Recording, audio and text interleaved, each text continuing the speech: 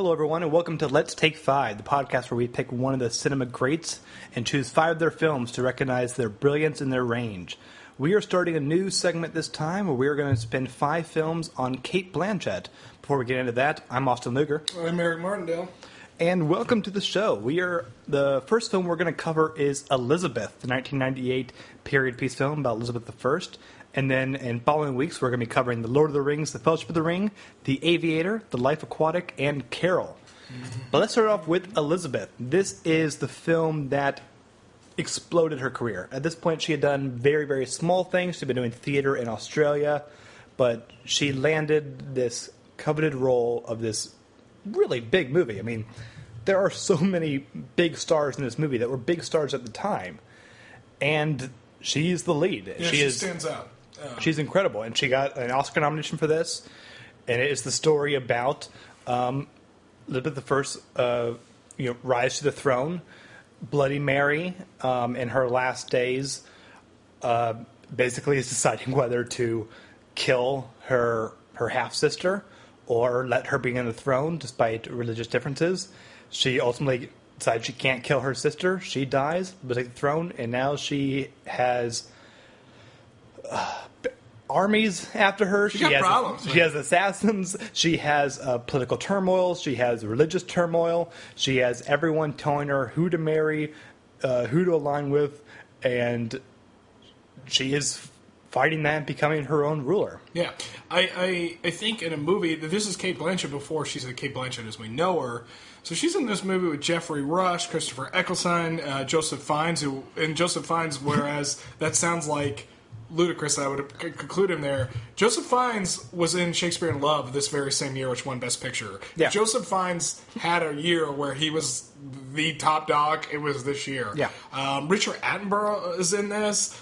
John Gielgud. So you got all these really famous actors in this film, and yet Cate Blanchett's the one that stands out. She's highly memorable, and and I've noticed this, when Jeffrey Rush is usually in a film with another actor that's great, he always upstages them, because he is so good to me. Mm-hmm. Everyone came out of, this is a perfect example of this, I think, because everyone remembers Johnny Depp for freaking Pirates of the Caribbean, how great he was in that movie, and I remember thinking, oh my god, Jeffrey Rush is amazing in this movie, I love him, he was my favorite part of the movie, and then in The King's Speech, I think the exact same thing happened in that one, where he upstaged, I think, Colin Firth. I think that he is phenomenal, and Quills. So it happens a lot. Oh, Quills is good. Yeah, Quills is a really good movie. Cate Blanchett, not here. Not in this movie. That does not happen. I didn't write down what it was, but I believe the two of them did a play in Australia together before making this movie. Because he's another Australian actor. Yeah, I wonder if that might have led into her somehow ended up landing this role in some way. I didn't do enough research, but it's... I wouldn't be surprised. Yeah. Because he had already won the Oscar at that point. He had more clout in Hollywood, for sure. Yeah. So anyway, I'm going to have to just get it out there because you're over there smiling. I wasn't a huge fan of Elizabeth. This is probably my least favorite 3.5-star movie I've seen. Okay. So that's and you do out of 5. I do out of 4. Oh, you have 4. Okay. So it's still. Yeah, exactly. Okay. But there are tiers to 4 stars as well. There's a low tier 4-star movie where I say you're a great movie. You're like Quiz Show. That's a 4-star movie, but it's never going to land on a top 100 list. You see what I'm saying? Okay. So there's room for that. There's that top tier, and then there's Quiz Show. And then there's the 3.5-star movies, which is usually that epic drama that's usually a period piece that's always nominated for Best Picture every year. And that's what Elizabeth is. This movie is the blueprint, on how to create a 3.5-star Oscar bait. Mm-hmm. This is it. This is the chumming the waters of Oscar bait. You introduce a period, you introduce a strong female protagonist, you introduce a great performance of a young, an introducing kind of this playing a period piece character, surround it with a supporting cast of famous actors. Make the score, big and triumphant. I mean, that's what you do. I think what separates this to me a bit more than so many other Oscar baity films like this is that this film does not dumb it down for you. And so many of the Oscar bait movies, just they focus so much on the spectacle and the ensemble that it kind of just make a very simple and often boring plot of usually like one forbidden love kind of thing. Whereas the like Shakespeare in Love? Yeah. No, I like Shakespeare in Love. Yeah. It's very funny. But this is it's a complicated thing, and her arc through it is so complicated, and I really loved those early scenes to Elizabeth because you're watching the film begins with just kind of understanding how awful Mary's May the First reign was. You're watching three people being burned, and you just see her when she's on the throne with her non-speaking husband. I don't think he ever speaks. They're just like literally in the shadows. It looks like they're in the basement of a castle, not in the ruling. They're just kind of lost all humanity to them. Which is what leads us, I think, to one of the problems of the film. And you're right, it doesn't dumb it down for you. But if you don't have some knowledge of British history, you're going to be treading water here. Yeah. What was happening at the time, this was Henry VIII's transfer of power to his daughter Mary, who was the daughter of Catherine of Aragon, which was his first wife. And she was a huge Catholic.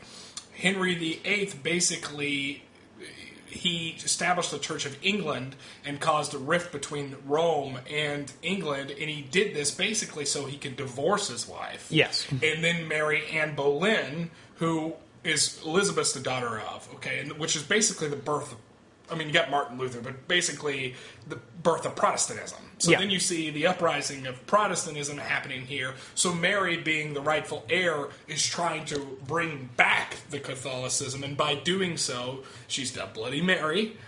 This is where that term comes from, because she is literally killing her way to heaven. That's basically what it is. Yeah. And if you didn't know that, the score in the movie will tell you. There's no title cards. Yeah. There's nothing. No, I'm just saying, what I'm saying is the score, I've never seen a more annoyingly intrusive score. Oh, it was really? my least favorite part of the movie. Okay.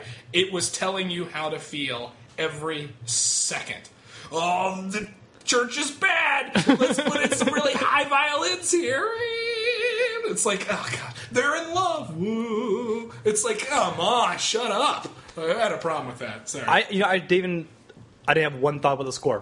I literally watched the whole movie and had many thoughts about. But shouldn't you have in this type of? It's like the score. I feel like always stands out in these type of films. I was looking at the acting, plot, costumes, and so I didn't do score. I need to get off the negative. I'm sorry. It's fine because so you have that, and then the first time we see Cate Blanchett, it's the stark opposite of Mary. You see her out in the field dancing with her friends, and she's wearing bright colors, and she's very social, but she's still standing out on her own. Yes. She's able to be so different from Mary, and if you didn't know that, her scenes are filmed in bright. Oh yeah, very bright.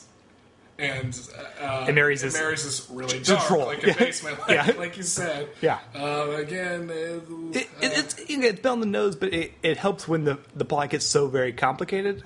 And I enjoyed a lot of nuances because you have Christopher Eccleston, who he's playing the Duke of Norfolk, and he is very loyal to Mary and what's going on here, but he's still also loyal to the principles of how it's all working, because once Mary dies and she still didn't sign the death decree for Elizabeth, he doesn't, for a second, contemplate forging and whatnot. The first thing he does is he takes the ring and says, give it to her.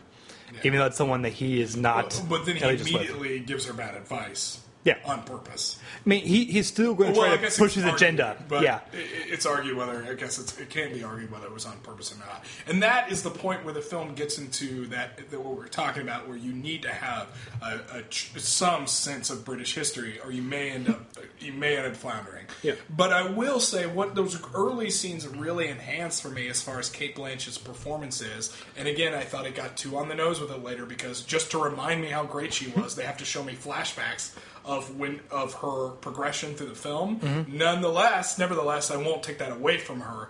The arc that Elizabeth goes on in this film, Cate Blanchett steering the ship here, is enormous. I mean, it's an arc the size of the Gateway Arch. I mean, it's huge. And she lands it. She lands every single beat of it, from the young girl.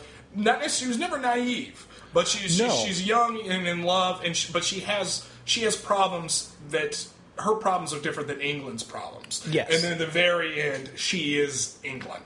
She's the embodiment of England. And this is my second time watching it, so I knew where it was going. I knew how much people were going to push her towards different marriages and whatnot.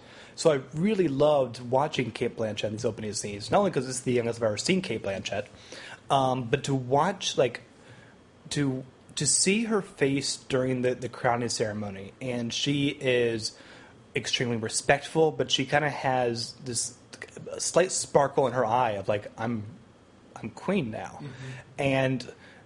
And it cuts to, after the very formal thing, it cuts to a very lively scene of this dance going on. And she is enjoying the opportunities that could be having here. She's using her queen status to flirt with the guy she actually loves and everything. Mm-hmm. And then this shit kind of keeps going down. Beautifully shot dance sequences between the two. Joseph Fiennes is really good in this film. I was going to say Joseph Fiennes and Cate Blanchett. Joseph Fiennes is really good in this film, but his character's arc is so convoluted that he actually ends up hurting the plot and getting in the way. The movie needed less of him. It did. I mean, later in the film, and this is the last sour note I just want to get out of the way because I think it's funny. So later in the film, one of the handmaidens to Elizabeth, because Elizabeth won't have him anymore, won't have Joseph Fiennes anymore. So one of the handmaidens, who, I swear this girl pops up in weird places everywhere. She's the girl from Trainspotting that McGregor sleeps with. She's the actual Peter Pan in Finding Neverland. She just pops up for these random bit roles. But anyway, this handmaiden girl steals one of Elizabeth's dress so she can role play as Elizabeth while Joseph Fiennes has sex with her. And this is when you you knew it was happening, but the second direct attempt on Elizabeth's life to kill her by the Catholic Church. The dress kills the girl that Elizabeth's dress. She put on Elizabeth's dress kills the handmaiden because she put it on. Because, I shit you not, the dress is poisoned.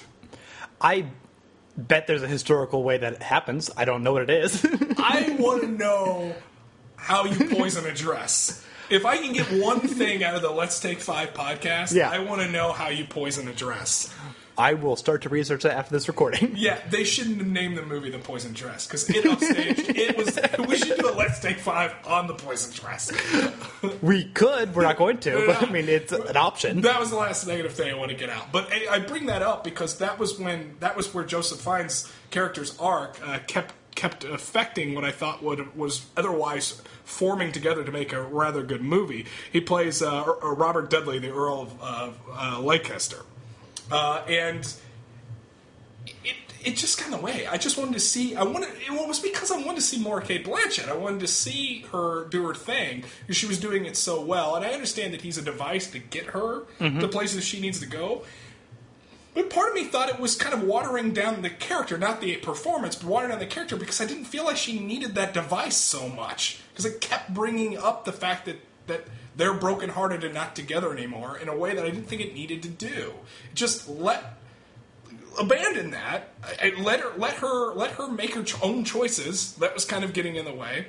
And in the end, she does. So I'm cool with it, I guess. Well, I enjoyed it for the most part. The scenes became a bit repetitive, and then there was a twist with them and whatnot. But I really liked it because as you kind of keep watching her with all these, with her counsel and whatnot, and the decisions she has to make, especially early on, like day one, there's no money, troops are invading, what are you going to do? Yeah. And she makes decisions, she regrets decisions. It's brilliantly realized by Blanchett.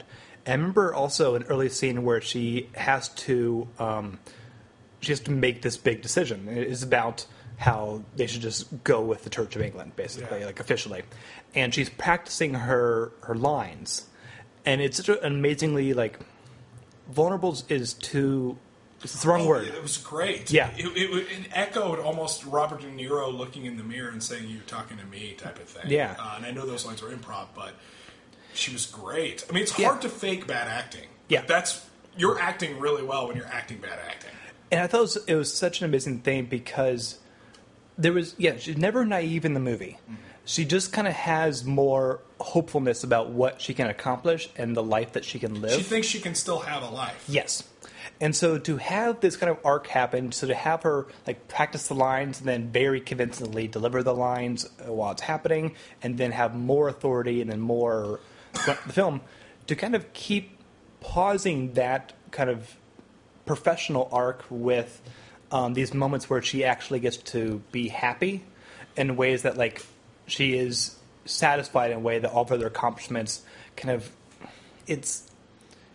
it never feels like a victory until the end, because there's just so many forces against her. And even then, it's not necessarily a victory, because basically her humanity is robbed for the greater good. Or it's not even robbed, she gives it up freely. Right. It's sort of this, now, the two greatest, rulers in the history of England, or at least certainly the most well-known and usually argued as, are Elizabeth and Victoria, which are both matriarchs. And they both had really, really long reigns. And this is the beginning of that long reign. And she never married. Yeah. Elizabeth never married. And she's been constantly told this whole film that she has to marry. And the first time in the podcast, we always say we spoil the movie. So we finally see her in the embodiment of Elizabeth. And I mean, looking how Elizabeth looks in all the paintings you see her in and whatnot. Come down the aisle and everyone's just stunned at looking at her now. This really wearing a white dress, a newfound virginity. And she walks in so virginal, so pure, but also so epic in scope. And she walks down that aisle and then she says, "I'm married to England." Yeah. And I thought that was awesome. I mean, everything, but that's when it shows the flashbacks that I don't think I needed, but to see her arc from where it went. Yeah. And I'm like, wow, that's when I was like, yes, this is one of the better performances of the 90s. Yeah. Definitely. And it was amazing because it's something that I always love seeing in a movie that has kind of a longer arc to it, where just through her facial expressions and the way she poses herself, it looks like she is aged 10 years. Yeah. But in the film. Yeah. It's amazing. She seems like 20 at the beginning. And, if not younger. Yeah, and it's just by the end, you're like, yeah, she looks like Elizabeth from the paintings. You need to rule this country, and you can. Exactly. That really struck me. That really landed it for me. I always love these movies with these long arcs where The Godfather, I feel like, is something people have been chasing for a long time, because of course you have the arc of Michael Corleone where he's the good guy and then somehow he ends up being his father. This is like kind of that big. Like it's huge. Oh yeah. Which that type of pressure, I mean, put on an actor to pull that off, and she's playing Elizabeth, like Queen Elizabeth. This isn't like she's playing a fictional character. This is in a pretty historically accurate movie, too, I might add. The only thing maybe a little different was the Mary Queen of Scots' daughter. That was something like that might have happened. Yeah. But pretty historically accurate. It's hard to imagine, and I know other people have. Helen Mirren has, but I know other people have played the role to success. But it really, that to me is that's the movie version of Elizabeth. That's her. It was always interesting to see her interact, because we talked about this amazing cast, and she really just she never gets overshadowed by anyone, even when you have ridiculously hammy actors like Vincent Cassel. Yeah. Who apparently has just always been Vincent Cassel his entire career. Yeah. He is just ridiculous. And I guess, I mean, also too, James Bond. Daniel Craig. I knew it was Daniel, but I didn't want to say Daniel and just be left out there. I know Daniel Craig, everyone, but Daniel Craig wasn't the star he was. No. Well, he was in a previous period piece at this point, which was A Kid at King Arthur's Court. I love how you co-starred with Cate Blanchett. Kate Winslet. I love how you set that up, but it's just, so I guess she wouldn't have, but he wouldn't have had, but with that exception, there's so many stars in this movie. She's the star of this movie. Yes. I loved, she had a fantastic chemistry with Jeffrey Rush.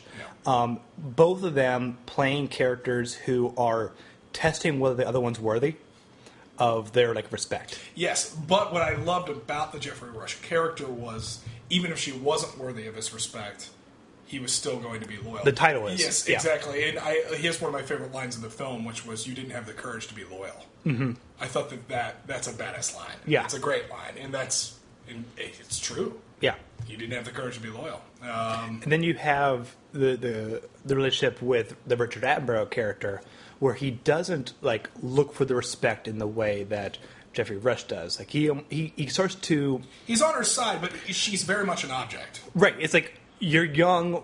I don't want you to get screwed over. Let's get you married. Yeah. We really got to get you married fast. Bad and just not necessarily bad advice, but that's not the old way. It's not Elizabeth's advice. It's not Elizabeth's. Elizabeth. Her own take was never considered by him. Right. So he's on his side, but he complicates things. He gets in the way of things.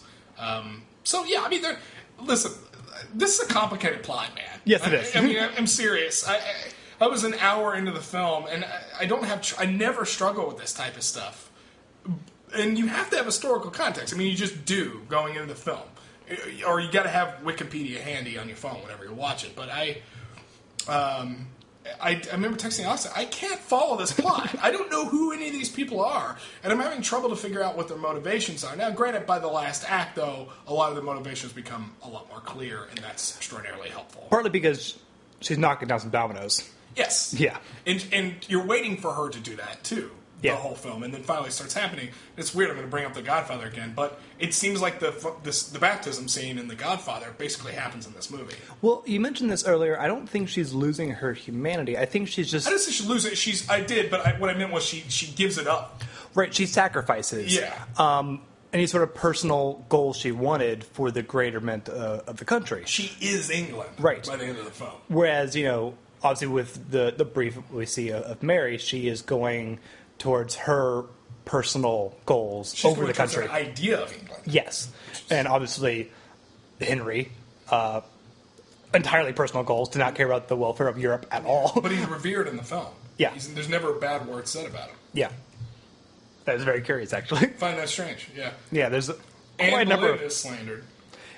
Yes, because Mary hates her. And it works with the character. And you have so many religious officials who are still not thrilled about the whole divorces. Yeah, and that was the thing too. I mean, I understand that was the conflict, was that it was Protestants versus Catholics. Like, that was a big thing. Yeah. Before they were basically Protestants, but I mean, I think they were technically, but it was the Church of England. That's what was established, and I don't know if that's said in the movie. I just know enough about the history to know that. Well, there's the discussion when she's talking about the Church of England where she says we need to join it. Just said it. Yeah. Okay, that's right. Okay, so that's going on at the time, so there's no way not to avoid that. And the Catholic Church is obviously...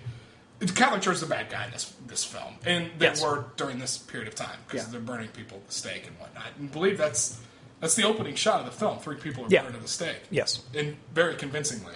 Oh, it's horrifying. Yeah, it's really. I sat down to eat. That was a bad idea. I feel really weird. Yeah. That was not good. No, it wasn't. I mean, you wouldn't think. I mean, I'd seen the movie, but it'd been years. And I actually have seen Elizabeth the Golden Age, too. This movie does have a sequel. Yeah. It was poorly reviewed. Same director, who's not done a lot. Well, I don't think he's very good, quite frankly. Yeah, well, I like this film. Well, I mean, he does a good job with it. It's just he relies, again, on too many 3.5-star movie cliches. Like, for instance, I'll give you an example. Mm-hmm. Pride and Prejudice is more beautiful and I think a better film.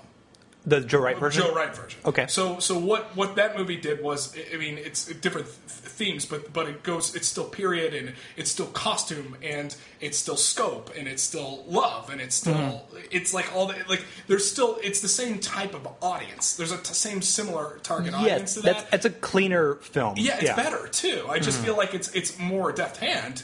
And I don't think, listen, Joe Wright's made some stinkers, particularly lately, but he had 2 in a row that were great, because he did Pride and Prejudice, that he topped it with Atonement.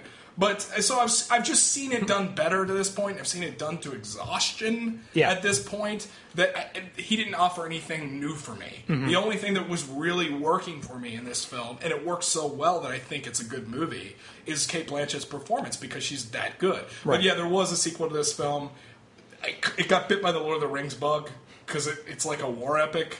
It's obvious. It's more of her... It's called the Golden Age. It starts the Golden Age of England. I found that I was so excited to watch Spanish it. Armada is probably it. Yeah, and because I enjoyed this film so much, and that film just completely fell. Like, whereas I was so Cate Blanchett's in both movies, but in this movie, I was just so interested in seeing like how she's going to work all these marriage things, how she's going to get out of the assassination thing, how she's going to basically make any of this work. None of that was intriguing in the sequel, even though Blanchett's of course good in it, and she was nominated for another Oscar. Yeah. She was nominated again for that. And also, I think it's always interesting. It had been enough time, because that movie came out in, like, 2005? 2007. So it's almost 10 years. Yeah, almost 10 years. So it's always cool when I see a character revisit an old character. I think it'd be worth it. It's worth it. I mean, I don't remember. It's been a long time. It's like 17 when it came out. But, but to go back and, like, sort of see it through that lens, I just feel like it was almost as if it wasn't being made for the same audience. And I'm talking about a movie that doesn't need a sequel. Crying out loud. I mean, what do you do? The end of the film is like the best part of the movie. That's the mic drop. Yeah, exactly. It's the exclamation mark. Yeah. Leave it alone. Like, whoa, I don't need to see anything after that. Well, or at least don't try to make a sequel that's trying to, like, trumpet in terms of, like, excitement and whatnot. Well, yeah, because we watched Elizabeth for battles. Yeah. I swear, I may be completely off base about this, but I really feel like I remember there being, like, a lot of battles in that movie. Yeah, and she's, like, wearing armor. Yeah. I'm not saying she didn't, because I don't know that for certain, but that just seems really weird. It just seems really weird. You know why she wore armor? Why? Can't poison armor. Can't poison...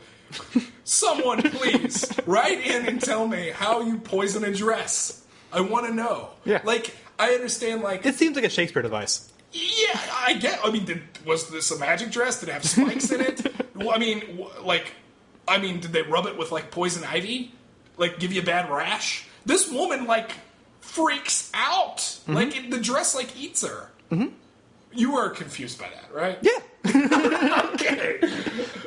But I also don't know how poisons work. Well, no, I've never poisoned anyone. Right. Usually it's in the food. But at this point, like, it just felt so historically accurate. And every once in a while, I kept, like, opening up Wikipedia and go, like, okay, yep, this is all playing out. This makes sense. It's one of those things I don't want to type into Google, because in case I get, like, arrested someday, I don't want them to go back through my search. How to poison a dress. Right. The bottom of my Google. Well, I work in the mystery genre, so I can just use that as an excuse. But, yeah. You thought about this. No, that was just funny. I had to comment on that. I was so confused. Yeah. And the movie was already confusing me. Mm-hmm. So, and I just got traumatized right before or right after by a really awkward sex scene with Doctor Who. The Doctor. Yes, the Doctor. Yes. How dare you? Yeah. So that was weird. He's really great, though. He's great. He's always great. Yeah, he's always great. Of the actors here, he was probably I really thought he was interesting. It was the second or third most interesting character. It's hard to top Jeffrey Rush, but Christopher Eccleston's great in his own right. He is like... I mean, he was just on fire. He did Shallow Grave, like a couple years before that, the first Danny Boyle film. Mm-hmm. I mean, the guy is an amazing actor. And he's currently on The Leftovers, and he's like the best character on He's The Leftovers. Amazing in The Leftovers. So him and Carrie Coon are... Yeah, it was a thing when he was cast as the first Doctor in the reboot. It's almost like casting, I don't know, Edward Norton. Like, holy crap, he's going to do this dumb little show? Yeah. Christopher Eccleston? Like, yeah. This guy's amazing. Yeah. And he's great. Yeah, he's so good at this. He's great in the movie. He's intimidating in a way. Like, which is weird because that's so different. Such a departure from his character in The Leftovers. Yes. Too, so because he's such a pushover there. I remember like one early scene where like it's a big royal whatever, and he's like walking over to someone and like he's really like, pissed off at them, but he's wearing very poofy pants because of the fashion of the time. Yeah. Like he's still making this work. Like he shouldn't. Where I think the high watermarks of the film, I do think are the big like ball scenes. The dancing, I really enjoy that. Which I still think it's topped in Pride and Prejudice. Like for instance, because the dancing is incredible in that. I always enjoy watching. I don't know, maybe it's the romantic in me. I don't know what it is, but in period pieces, particularly Victorian era, Edwardian era, and even dating back to like Elizabethan, I really enjoy the propriety. That's always attracted me to it. I've always been attracted to the propriety. There we go. Of the way people interact by class and by sex has always been interesting to me. I love watching the Queen enter to the dance floor. I enjoy watching them circle up while she picks the person she wants to dance with, and then so much of the dance is not touching. Yes. Which I think is like a minuet, like. And also she chooses the Joseph Fiennes character, and that is lower class than she should have. Than she should have. Again, I always enjoy that. I think that stuff's really interesting. And it's another way of conveying emotion other than just dialogue. I really enjoy it, particularly when it's two lovers. And I really enjoyed the conflict within the religions in this as well, because, I mean, obviously you have... That was actually... Go ahead. Well, I mean, just like early on, I really actually enjoyed the scene with Mary when she talks with Elizabeth and says, you know, basically, I'm going to throw you in a dungeon and I can kill you in a second. But if you do take the throne, will you honor Catholic principles? And, I mean, if someone says, I have a piece of paper that can kill you if I just scribble X on it. She called her bluff. Yeah, Elizabeth said, I will lead with my conscience. Yeah. And you just kind of see Mary go like, shit, give me the lie. I wonder, well, then that kind of gets into what we were talking about in the previous podcast, and Ron, is how you always want, when you're dying, you always want to leave the world a better place. You want the world to be positively impacted, or a better place in your mind. Yeah. You want to have a legacy. And she kind of had this fear because she's lying, she's literally dying on her side. She does not have a good legacy. This is Bloody Mary. Yeah, I mean, I think she's still doing the act, so I think in her mind she's doing the right thing. But you have Eccleston scream at her, sign the decree, and she won't, which means like her last thoughts are going, I hope I didn't just reverse all I've done. Yeah. I think I might have. And she definitely... She definitely did. She definitely did. Yeah. I think the movie would have been better served to have at least one good Catholic in here. It's true. I'm sorry. Like, John Gilligan's not a huggable pope in this. No, that was my... Because you were talking about the religion portion of it and how that worked for you. That didn't work for me. And it's so much of the film because it just seems so... There's very little morally gray here. Everyone is a Maggie Sue, or they're like the Darth Vader. I mean, it's like there's no nuance in between. And also, a lot of the Protestantism in the film doesn't actually come off as Protestantism. It comes off as more like, well, no, I guess modern day Protestantism. Yeah, people that kind of want a religion, quoting Roger Ebert. So yeah, no, that's what it comes off with more. I just felt like maybe one good Catholic, maybe one. I can see that. I guess I enjoyed the religious conflict as politics. The movie's not interested in. Well, it's a lot. That's what I'm saying. Yeah. It is politics, but it's also religion, and it's also a nuanced character study. Yeah. There's so much going on in the film that it doesn't have the time to be gray, which I think is kind of what ends up. The movie almost collapses under its own weight, and that's what I was kind of getting at the beginning, where I was like, I don't really know what's going on in this film. If I didn't have historical context, I'd be completely lost. And yet, I found it very easy to watch, partly because I always know the arc because of Cate Blanchett. Yes, in the movie, you're right. You're right in that respect, and I think that's what just keep following her. Keeps it. Yeah. I mean, I still think it's a really good movie. Yeah. I have problems with it. It's not my least favorite movie we've covered on here. That was Heat. No, it isn't. Ace in the Hole. Yes, it is. I still think Ace in the Hole has a more important place in cinema than Heat, so I agree with that. We had huge differences on Ace in the Hole. Yes. But with this year, I mean, this movie didn't do enough for me to care enough to argue about it that much, I guess. It's just, I've seen this cookie cutter movie before. Particularly in that era of film in the 90s, late 90s, late 90s, and then going into even the 2000s to up to about 2010 to like the King's Speech. I've seen this movie 1,000 times. Keira Knightley's in half of them. Yes, exactly. Keira Knightley's in half of them, and Joseph Fiennes's in some of them, but actually a lot of these people are. Basically, all the British people are. Geoffrey Rush is too. Yeah, But she's so good that she transcends it. And it's a performance people are going to talk about for a long time. Yeah. This is a film that is currently on Netflix, if you're not checking this out. We just spoiled history, so it's not like... There's still a lot you can see here and be surprised about. But when you watched it on Netflix, did they have subtitles for the French scenes? No. Yeah, I think that's a mistake on Netflix. Yeah. Because I remember it's luckily only maybe 10 lines told in the whole movie. But I thought that was another thing that annoyed me about the director. I was like, wow, this guy's really... That's a Netflix problem. Yeah, I was like, how pretentious are you right now? I feel like, because There's one scene where the guy's on the boat where they're talking French too long. It's a couple back and forth. I go, oh yeah, this is because other times like one line we go, okay, maybe we're following the character doesn't know what's going on. No, Netflix sometimes forgets to put subtitles on. Well, it's one of those things where sometimes that can be used effectively. Oh yeah, absolutely. But in this case, this is an error on Netflix. Yes, because she's literally there's an attempt on her life like that scene. Yeah, and I don't know what's going on. So I'm going to tweet at Netflix, tell them to fix this because it was on the DVD I watched years ago. Yeah. Any final thoughts on this or what? I like it quite a bit. Like, I mean, it's a good movie. It kind of works as a really good political thriller. Yeah, and a religious thriller, and a character. That's the problem. Yeah. I think the politics of it are the best part of it. And I think the romance is the least effective part. Yeah, because the Joseph Fiennes character is too much. Yeah. It's too much. He needed to go away sooner.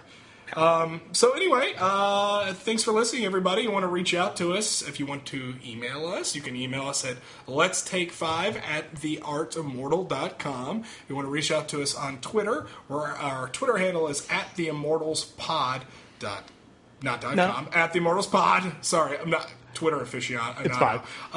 Also, you just heard me say Immortals twice, so I should probably explain what that is. That is another podcast on the Austin's network of podcasts here. And the Immortals he does with his, I said Merry Bunch of Misfits last time, the Merry Bunch of Misfits, where they review the 1001 movies, albums, food, songs, children's books, and TV shows you must see before you die. And the episode that just went up yesterday, we covered the film RoboCop. It's a good movie. It's awesome. It's a really great satire. So look forward to that. If you want to find me, I'm on YouTube and completely separately where I review video games. It's Constant Diversion. That's Constant Diversion. I always feel like I say that too fast. So you can reach out to me on there.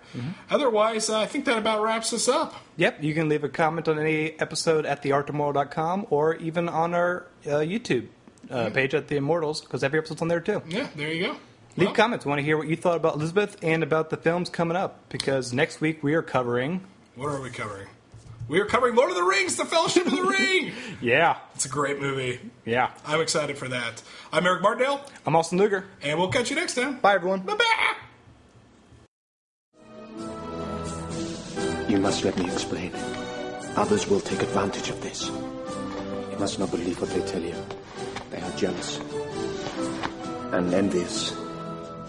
Because I am nothing to them and everything to you. Do you love her?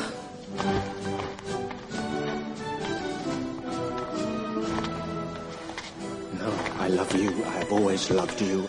I was afraid of losing you because I was not afraid. For God's sake, you are still my Elizabeth. I am not your Elizabeth. I am no man's Elizabeth. And if you think to rule, you are mistaken.